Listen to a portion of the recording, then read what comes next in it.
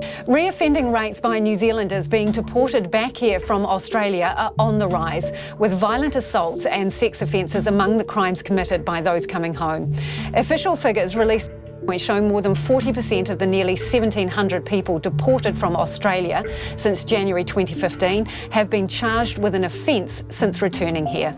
But with the limited support available for deportees, those being sent home say it's totally predictable that they're returning to a life of crime.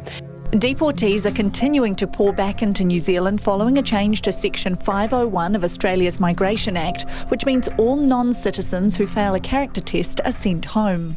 Those people are often referred to as 501s, and of the nearly 1,700 who have been sent home since the start of 2015, nearly 1/3 have been convicted of crimes in New Zealand. That's up from 25% in 2017 and 21% at the end of 2016.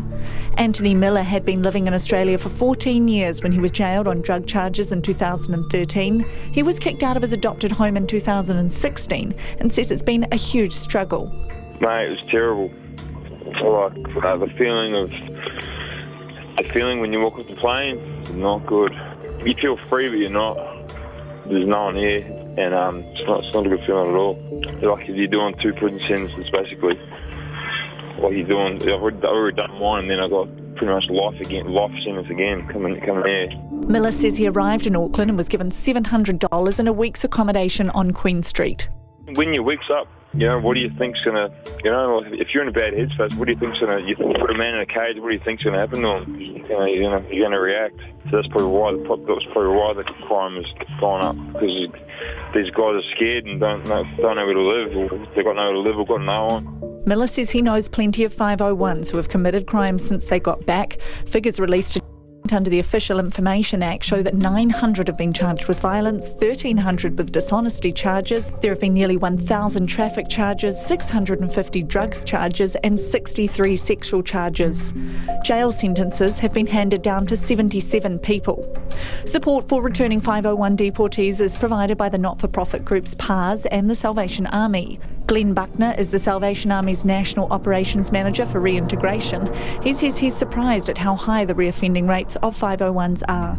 I don't believe any of our 501s are coming over here with the attitude that they're going to reoffend in New Zealand, because some of them have been living quite successful lives in the community over in Australia without getting into trouble. I think, it is just the pressures, and they don't know the resources and the connections that they could be utilising. So some of them are making some choices that are probably unsuitable for themselves and our community.